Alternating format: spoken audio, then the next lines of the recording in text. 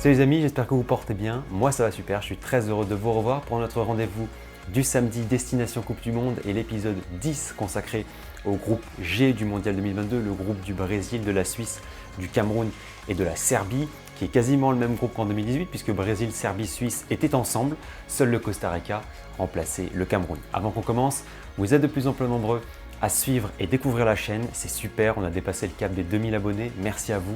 Direction les 3000 et au-delà, pour ça n'hésitez pas à liker, vous abonner, activer la cloche. C'est un soutien rapide, gratuit, et il ne faut pas louper la suite des aventures YouTube avec encore 2 épisodes de Destination Coupe du Monde et le mondial à suivre dans les prochaines semaines. Voilà pour l'intro, installez-vous confortablement, puis si vous êtes prêts ou prêtes, alors on est parti. On commence la vidéo avec la Serbie, une équipe que j'aime beaucoup footballistiquement, qui peut être un sacré outsider dans ce mondial. Vous savez aussi que je suis beaucoup la Serie A, et il y a beaucoup de Serbes qui évoluent en Italie, historiquement d'ailleurs. Dans l'effectif actuel, on en compte d'ailleurs une petite dizaine, donc je connais plutôt bien certains joueurs de cette sélection. Les Aigles sont une équipe un peu paradoxale, puisque la Serbie, totalement indépendante, c'est-à-dire depuis 2006, s'est qualifiée 3 fois sur les 4 dernières Coupes du Monde, en 2010, en Afrique du Sud, en 2018 et donc en 2022. Mais n'a jamais joué l'Euro, pas de qualif pour les Euros 2008, 2012, 2016 et 2020, ce qui est assez paradoxal puisque c'est plus facile numériquement de se qualifier pour l'Euro que pour la Coupe du Monde. Mais bon, peu importe, la Serbie fera le voyage au Qatar avec une forte ambition, une forte attente. Et ils ont décroché leur ticket pour le Mondial 2022 avec ce fameux but de Mitrovic à Lisbonne à la 90e, un but qui a permis à la Serbie de se qualifier à la première place et d'envoyer le Portugal en barrage, même si on n'oubliera pas que le Portugal aurait dû s'imposer à Belgrade au match aller et se serait sans doute qualifié premier, mais il y a eu cette erreur manifeste, on se souvient, qui avait refusé le but de la victoire à Cristiano Ronaldo. La Serbie ne vole toutefois pas du tout sa qualification, c'est une équipe qui monte en puissance depuis l'arrivée de Dragan Stojkovic sur le banc, qui ambitionne de sortir des poules de ce mondial, qui il y a quelques semaines a validé sa promotion pour la prochaine Ligue A de la Ligue des Nations, donc clairement, voilà, c'est une équipe qui surfe sur un bel engouement, sur un effectif vraiment très alléchant sur le papier, avec des forces, et je rejoins ce que m'a révélé le super compte Twitter spécialiste du foot serbe en France, Futbalski Ram. Les armes principales, c'est vraiment ce secteur offensif de feu avec Mitrovic, Vlahovic et Tadic en soutien derrière les deux attaquants, voilà, qui est un trio avec des joueurs combatifs, talentueux et un trio assez complémentaire. On a le finisseur Mitrovic, un peu renard des surfaces, déjà 9 buts en première ligue cette saison dans la lignée de son excellente saison l'an passé avec Fulham. Il est monstrueux en termes de coordination, hargne, efficacité, je pense à son but contre Arsenal par exemple. Mais il est très complet, capable de marquer de la tête, du pied gauche ou du pied droit, capable aussi de réaliser de superbes gestes, notamment ce but contre Tottenham. Donc c'est vraiment un joueur avec beaucoup de qualité, avec 50 buts en 75 sélections aussi, donc c'est le gros buteur. Tadic, lui, c'est la technique, c'est le pied gauche. Belle vision du jeu, il peut distiller de bons ballons, c'est d'ailleurs de lui dont vient le but crucial de Mitrovic contre le Portugal, après un super ballon, décisif sur coup de pied arrêté. C'est vraiment une perle, même s'il a peut-être perdu par rapport à ce qu'on avait vu de lui à l'Ajax il y a quelques années, il reste un joueur capable de coup de génie. Et puis Dusan Vlahovic, alors lui il joue dans mon club de cœur, je suis un grand fan de ce joueur qui réussit à être décisif dans la pire Juve depuis 10 ans. Alors imaginez si ce joueur avait derrière lui une équipe forte et des mecs comme Kevin De Bruyne. Voilà, c'est avec Erling Haaland le futur du poste de numéro 9. Il est physique, complet, il a encore une très grosse marge de progression que ce soit en finition, vitesse et technique. Il lui manque encore un match de référence au plus haut niveau, en Ligue des Champions. C'est vrai que ça fait un peu défaut, mais c'est le Zlatan de Belgrade, comme il est appelé. C'est quelqu'un de mentalement très déterminé. J'avais eu la chance de le voir jouer à la Fiorentina contre Milan en novembre en 2021. Vous vous souvenez peut-être d'ailleurs du vlog si vous étiez là, petite fiche en haut à droite pour aller le voir. Vraiment un joueur très prometteur, seulement 22 ans. J'ai hâte de le voir jouer en Coupe du Monde. Offensivement, vous avez encore d'autres armes. Jovic de la Fiorentina qui fait de belles choses du côté de Florence, même si on en attend encore un peu plus de lui. On peut penser à Djuricic de la Sampdoria, Radojnic du Torino. Donc il peut y avoir aussi des solutions en sortie de banc. D'autres joueurs attendus, forcément, comment ne pas parler de Sergei Milinkovic-Savic, SMS. Sans manquer de respect à la Lazio, qui est un club historiquement très fort en Italie. Voilà, c'est pas un cadre européen. On peut se demander légitimement comment c'est possible que ce joueur soit toujours là, parce qu'à chaque mercato, il est annoncé ailleurs, des offres faramineuses sont envisagées, mais il est toujours là. Bon, ça c'est un coup de Lotito, le président de la Lazio, mais bon, plus sérieusement, quel joueur, quel milieu de terrain, très fort en volume de course, qui apporte offensivement comme défensivement, dans le repli et la récupération, très physique, il est très grand, il a un excellent jeu de tête, et puis quelle qualité technique, de passe, d'ouverture en jeu long, de vision du jeu, on l'a vu plusieurs fois avec Immobile ou Anderson à la Lazio, il a aussi une très belle frappe, pied gauche comme pied droit, bref, il est devenu un élément primordial de l'équipe de Serbie, le milieu de terrain par excellence. Il sera épaulé probablement d'autres milieux qui jouent en Serie A, à l'image de Lukic du Torino, qui fait un bon début de saison, ou Ilic de l'Hellas Vérone. Et puis autre joueur attendu, c'est Kostic, et la qualité de son pied gauche, meilleur centre de Bundesliga l'an passé, vainqueur de l'Europa League avec Francfort et auteur de 4 passes décisives avec la Juve cette saison, il est aussi un élément clé de la sélection. Donc très peu de faiblesses à mes yeux sur ce milieu de terrain et sur l'attaque. En revanche, il y a peut-être plus d'interrogations sur la défense centrale avec Milenkovic de la Viola qui a du mal encore à assumer pleinement le rôle de leader en sélection qui est attendu de sa part. Veljkovic de Bremen ou Stefan Mitrovic, l'ex de Strasbourg, c'est pas mal, mais pour des grands matchs de Coupe du Monde, c'est peut-être trop juste et trop limité.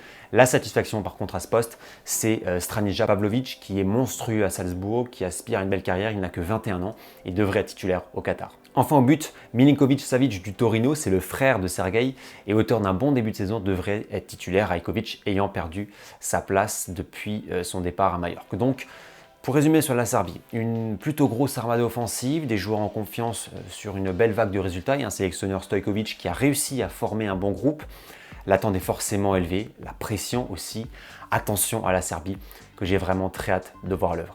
Deuxième nation de ce groupe et quatrième équipe africaine que l'on aborde, c'est le Cameroun, le pays hôte et dernier demi-finaliste 2022 de la CAN, qui retrouve la Coupe du Monde pour la première fois depuis 2014 et qui s'est qualifié pour sa 8e Coupe du Monde en éliminant en barrage l'Algérie après un scénario totalement lunaire et un but au bout de la prolongation signé Toko et Kambi, de quoi envoyer au paradis les supporters camerounais. Le Cameroun, c'est simple, c'est un historique du foot africain, 8e Coupe du Monde, c'est le seul pays africain à avoir autant de participation. Quart de finale en 90 avec Roger Mila en Italie, c'est le premier pays africain à avoir rejoint le top 8 mondial. Donc on est en face quand même d'une équipe qui a un plutôt bel héritage et une histoire fournie. Le Cameroun s'avance au Qatar, selon le président de sa fédération de football, la légende Samuel Eto'o, pour gagner la Coupe du Monde. Eh oui, rien que ça. Alors c'est peut-être des ambitions légèrement démesurées, mais bon, c'est bien d'avoir des équipes a priori pas favorites qui arrivent avec des ambitions et la rage de vaincre. Après, bien sûr que l'objectif premier, comme me l'a confié l'équipe de joueurs camerounais sur Twitter, c'est de ne pas être ridicule, essayer d'aller chercher des petits points par-ci par-là dans ce groupe relevé. Et clairement, si le Cameroun parvient à se qualifier pour les 8e, voire à ne pas finir dernier, on pourrait parler d'une Coupe du Monde réussie. Les Lions indomptables vont arriver au Qatar avec des forces, d'abord celles d'un groupe, puisque ce sont des joueurs qui se connaissent tous depuis tout petit, l'âge de 13-14 ans, c'est comme une famille, il y a des liens très forts. Et puis l'autre force, c'est le fait d'avoir un coach qui est le capitaine emblématique du Cameroun, Rigobert Song, 137 sélections avec les Lions indomptables, recordman de cap avec le Cameroun. C'est une idole, une légende, un modèle au pays. Donc nul doute que le fait d'avoir une telle figure sur le banc, c'est une source de motivation. Au niveau de l'effectif, le Cameroun s'avance avec quelques armes, même si le Cameroun est un peu dans une période de transition avec l'arrivée de joueurs plus jeunes et la fin d'une génération. Toké Kambi et Aboubakar seront chargés de l'animation offensive, on l'a vu lors de la CAN, ce sont les grandes armes de la sélection pour marquer les buts. Pourquoi pas aussi Choupo-Moting, qui a marqué un but fantastique cette semaine contre l'Inter en Ligue des Champions, qui est en très grande forme actuellement, souvent titulaire avec le Bayern. Voilà, c'est un joueur en confiance, c'est un profil en plus. On peut parler aussi de Brian Mbeumo de Brentford qui a choisi de jouer pour le Cameroun, qui était international espoir français. Donc lui, c'est un atout en plus, profil très intéressant, assez vif et percutant avec son pied gauche. On le voit sur cette action où il provoque et va marquer. Et puis sur cette action où il percute sur son côté et centre pour aller trouver un partenaire dans la surface. Avoir un joueur comme ça qui déstabilise et centre par exemple pour Aboubakar, ça peut être un danger. Autre gros atout, c'est Zambo Anguissa du Napoli qui littéralement surnage depuis quelques temps. Il est au sommet de son art. Je ne sais pas si vous avez vu le match contre Liverpool qu'il a fait en Ligue des Champions en septembre. Il est impliqué sur plusieurs buts. Il marque le deuxième d'ailleurs.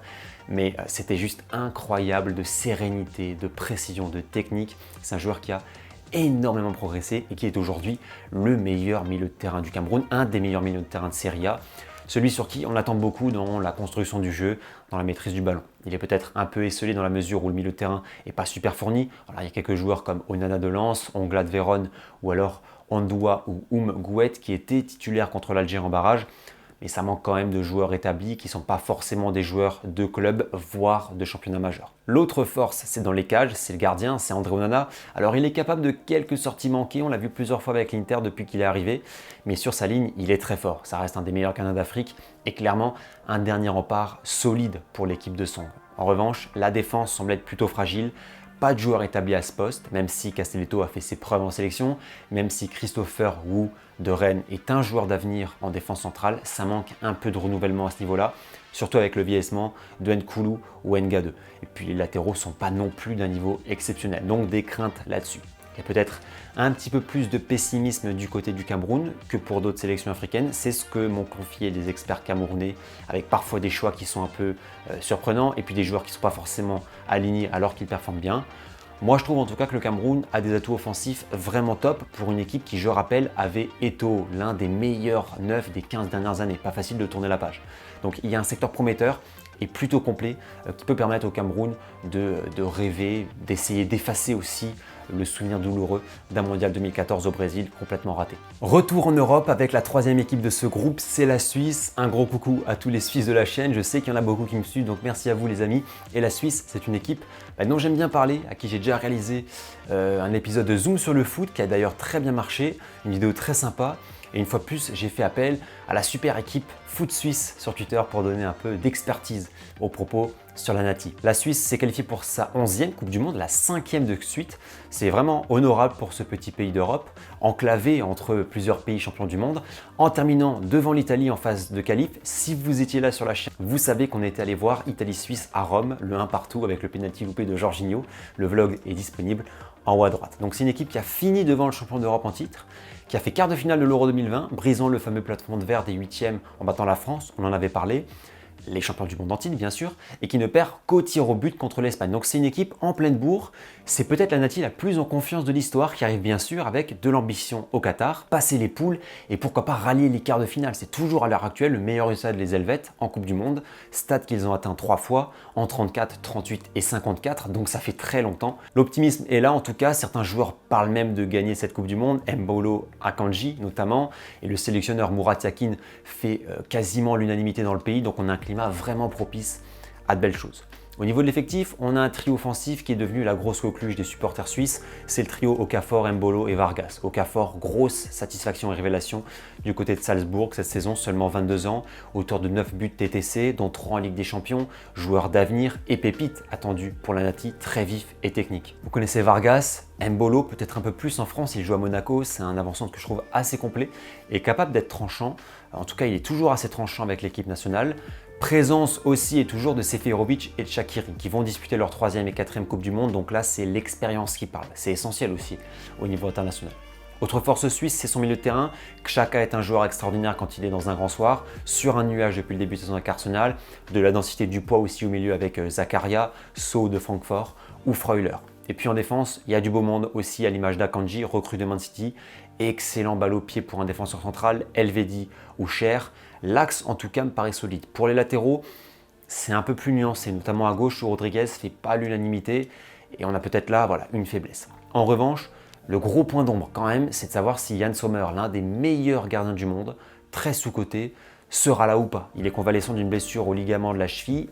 Sera-t-il rétabli à temps? Alors il y a quelques bons gardiens comme Kobel ou Omlin qui pourraient faire le travail, mais ce serait vraiment un coup dur pour la Suisse de ne pas pouvoir compter sur Sommer, qui peut sortir la parade au bon moment, être décisif lors d'une séance de tir au but, exercice dans lequel il excelle, on l'a vu contre la France, contre l'Italie ou avec Gladbach, donc c'est un atout indéniable, nul doute que son absence serait un préjudice de taille. Pour résumer sur la Suisse, équipe en confiance, ambitieuse avec des forces, mais ce sera dur de sortir des poules tout de même parce que le groupe est difficile, c'est peut-être l'étape la plus épineuse, prendre assez de points sur 3 matchs, parce qu'après la Suisse peut éliminer beaucoup d'équipes sur un match. Mais avant, va falloir jouer le gros Brésil, va falloir en découdre avec les Serbes, animés par un désir de revanche, et puis se frotter au Cameroun. Ça va être leur premier match, donc jamais facile. Mais comme le dit bien l'équipe de foot suisse, sur les 2 dernières années, la Suisse a éliminé la France, battu l'Espagne à l'extérieur, le Portugal, et tenu en échec l'Italie et l'Allemagne par 2 fois. C'est une équipe qui sait y faire, c'est une équipe qui est prête. On termine enfin avec la 4e nation de ce groupe et c'est le Brésil. La Seleção, sans doute le plus grand acteur de l'histoire de la Coupe du Monde, quintuple vainqueur de la compétition en 58, 62, 70, 1994 et 2002, mais qui court après un sac depuis 20 ans. 20 longues années, c'est une grande disette dans l'histoire footballistique du Brésil qui avait également dû attendre 24 ans entre le sac de sa 3e et 4e étoile entre 70 et 94. Les Brésiliens incarnent la régularité dans cette compétition. Ça va être leur 22e participation en 22 Coupes du Monde. Ils sont toujours là, n'en ont jamais loupé et ont rallié le Qatar très facilement en terminant premier des éliminatoires en Amérique du Sud devant l'Argentine invaincue. Une phase de qualification qui témoigne de la bonne santé actuelle de la sélection dans la lignée de leur sacre en Copa América en 2019 et leur finale en 2021. Cette année, peut-être plus que pour les Coupes du Monde 2010, 2014 ou 2018, les Brésiliens arrivent en faisant office d'énormes favoris. Alors le Brésil est toujours un favori en Coupe du Monde, bien sûr, l'histoire le veut. Mais cette année, il y a peut-être une attente plus forte par l'effectif, par un contexte aussi, parce que de nombreuses sélections européennes ne sont pas impériales, que ce soit la France, l'Angleterre, la Belgique, l'Allemagne, le Portugal. Ces équipes ont des incertitudes, des blessés, des doutes, un jeu parfois en difficulté. Tout ça fait que ça renforce la stature du Brésil, qui paraît lui extrêmement en confiance, avec moins de faiblesse, avec des joueurs qui prennent beaucoup de plaisir ensemble. Le Brésil de 2022 est fourni à tous les postes, à toutes les lignes, de l'expérience au but avec Alisson et Ederson, de l'expérience en défense avec Thiago Silva, Marquinhos qui seront sans doute titulaires, Danilo de l'expérience aussi, et puis la défense de demain, celle qui prendra le relais avec Bremer, Militao ou Ibanez. Au milieu de terrain, de l'expérience encore avec Casemiro, Fabinho, Fred, de l'expérience devant avec Firmino, Neymar bien sûr, qui est dans une forme royale depuis le début de saison, 14 buts et 11 passes D en 18 matchs, toutes compétitions confondues. On le sent, il fait très attention à lui, investi dans son football. Il a martelé à plusieurs reprises que le Qatar pourrait être sa dernière Coupe du Monde. Nul doute qu'il aura à cœur de porter haut la sélection. Il n'a jamais digéré sa triste fin de Mondial 2014. 2018 fut un échec. Le Neymar 2022 veut porter le Brésil vers le sacre. Et puis à côté de ces noms traditionnels, j'ai envie de dire, le Brésil arrive avec l'Armada, la jeunesse qui est déjà au pouvoir en Europe et dans les plus grands clubs du monde. Comment ne pas parler de Vinicius et Rodrigo, 22 ans et 21 ans, qui sont sur un nuage avec le Real Madrid, vainqueurs de la Ligue des Champions l'an passé, qui excellent par leur vitesse, leur percussion, leur talent. Vinicius, c'est d'ailleurs le meilleur dribbleur de ce début de Ligue des Champions car l'artiste. Ils incarnent l'avenir des Auriverdés. Richarlison s'est imposé de plus en plus dans cette équipe du Brésil, lui qui avait fait mal à l'OM lors du match aller contre Tottenham, qui est un très bon joueur, qui a été aligné et décisif lors des derniers matchs de la sélection, que ce soit contre la Tunisie ou le Ghana. Et puis devant, il y a d'autres armes, à l'image d'Anthony, de Rafinha, de Cunha, de Gabriel Jesus, lui qui brille avec Arsenal, sera-t-il appelé? Rien n'est moins sûr. Martinelli, lui, ne sera sans doute pas appelé, mais ça témoigne quand même de toute cette jeunesse brésilienne. En tout cas, vous avez vu ce potentiel offensif brésilien, juste fou, et qui symbolise vraiment le renouveau qu'on voit aussi avec Guimaraes et Paqueta au milieu de terrain, qui ont pris du poil de la bête depuis 2-3 ans et qui ont déjà fait leur trou en sélection. Paqueta a déjà atteint les 35 sélections avec le Brésil. Donc cette équipe, elle est plaisante, elle est sur le papier l'une des plus valorisées financièrement, l'une des plus complètes, l'une des plus talentueuses. Je pense qu'on a un des 2-3 meilleurs effectifs du monde et peu de faiblesses en plus de ça. Vraiment beaucoup de certitude et d'optimisme. Il y a quelques points toutefois qui peuvent interroger. D'abord, j'attends de voir cette équipe contre un très gros. Ils sont sur une grosse série de résultats puisqu'ils n'ont plus perdu depuis la finale de Copa América. Mais voilà, je ne pense pas que le Brésil aura du mal à passer les poules. Mais contre une grosse nation sud-américaine ou européenne, qu'est-ce que ça peut donner? On attend de les juger là-dessus. Et surtout, il y a la question de l'après Casemiro, Fabinho au milieu. Je trouve que là, il y a peut-être une petite carence. Alors cette question ne se posera pas pour cette Coupe du Monde, mais à l'avenir, il va falloir dénicher le talent, le joueur de demain qui endossera les responsabilités à ce poste. Bon, en tout cas, c'est pour titiller un petit peu, parce que le Brésil est armé, le Brésil a faim, et le Brésil veut sa 6e étoile. Voilà pour les 4 équipes de ce groupe G. Et avant de vous livrer mon avis habituel pour ponctuer la vidéo, voici le calendrier, toujours très important pour comprendre un groupe en Coupe du Monde. Première journée avec Suisse-Cameroun, puis Brésil-Serbie le soir. La deuxième opposera le Cameroun à la Serbie et le Brésil à la Suisse. Et enfin, dernière journée avec Cameroun-Brésil et Serbie-Suisse, un match qui sent très fort la poudre avec le scénario du match 2018, le remake, la célébration des Albano-Kosovars de la Nati et la colère serbe. Ça sent le désir de revanche, gros match à suivre pour clôturer ce groupe G. Alors quel serait mon pronostic sur ce groupe? Il y a 2 tendances qui sont claires à mes yeux, qui bougeront pas trop, je pense. C'est la première place du Brésil et la 4e place du Cameroun. Le Brésil est sur un nuage, c'est un des gros favoris qui est sûr de sa force, qui a des joueurs en grande forme et prêts à faire la Coupe du Monde de leur vie. Le Cameroun, franchement, c'est peut-être le 4e dont je suis le plus déçu de les mettre là. Parce qu'ils ont de bons joueurs, un sélectionneur qui a joué dans un club que j'affectionne, mais par rapport aux autres, ils ont davantage de faiblesses, beaucoup moins d'optimisme aussi, d'après les échanges que j'ai pu avoir avec des supporters camerounais. Et ils ont aussi un déficit d'expérience parce qu'un renouvellement se met en place. Ne pas oublier non plus que durant leur CAN 2022, ils ont été tout de suite mis en difficulté quand le niveau s'est élevé. Ils perdent leur demi-finale contre l'Égypte après avoir joué les Comores et la Gambie. Par contre, pour la deuxième place, je vous assure les amis, ça a été le groupe le plus difficile vraiment à pronostiquer. C'est un enfer, je pense que je ne suis même pas convaincu à 100% de mon choix. Parce que d'un côté, on a la Nati en forme sur une très belle période qui arrive pleine d'ambition. De l'autre, la Serbie qui veut corriger sa réputation d'équipe qui gâche tout et qui est vraiment armée tant sur le plan technique qu'athlétique pour poser des problèmes à la Suisse. Et en plus, ils arrivent les crocs acérés parce qu'ils n'ont pas digéré 2018. Très difficile de voir qui sera deuxième. Le fait que la Suisse joue pas le Brésil en journée 1 ne change pas trop de choses, puisqu'en 2018, la Suisse avait commencé par le Brésil, ce qui pourrait peut-être paraître comme un désavantage, pour au final se qualifier quand même. Donc je ne sais pas si la différence peut se faire là. Allez, mais je penche légèrement pour la Suisse, deuxième, parce que la Nati surfe sur une belle vague, parce qu'elle a de l'expérience en Coupe du Monde, l'expérience de grands matchs, la capacité de faire mal aussi aux plus grosses nations, on l'a vu. Mais c'est vraiment un avantage léger parce que la Serbie a des individualités à suivre. C'est une des équipes que j'ai le plus envie de voir et l'absence de Sommer pourrait peut-être peser dans la balance. En tout cas, groupe ultra sympa avec de beaux duels et une lutte pour la deuxième place qui s'annonce acharnée. Voilà les amis, j'espère que cette nouvelle vidéo d'ECDM vous a plu. Dites-moi vos avis en commentaire sur ce groupe G, ça m'intéresse beaucoup parce que vraiment c'est pas simple de le lire. Quel est votre classement? Quelle sera votre équipe à suivre? Votre équipe peut-être déception? Je remercie sincèrement les experts qui m'ont épaulé dans la création de cette vidéo. Joueur camerounais, une des grandes références du Twitter France sur les Lions indomptables. Football Skeram, la référence du football serbe en France. Et puis la superbe équipe de foot suisse avec qui j'ai déjà pu collaborer. Vous aurez leur lien en description de cette vidéo. Merci à vous les gars pour votre aide. C'est l'heure du mot de la fin. Je vous souhaite un agréable week-end les amis. Merci encore et toujours pour votre fidélité. Dernier groupe samedi prochain, le groupe du Portugal et de l'Uruguay. D'ici là, prenez soin de vous et profitez des vôtres. Ciao!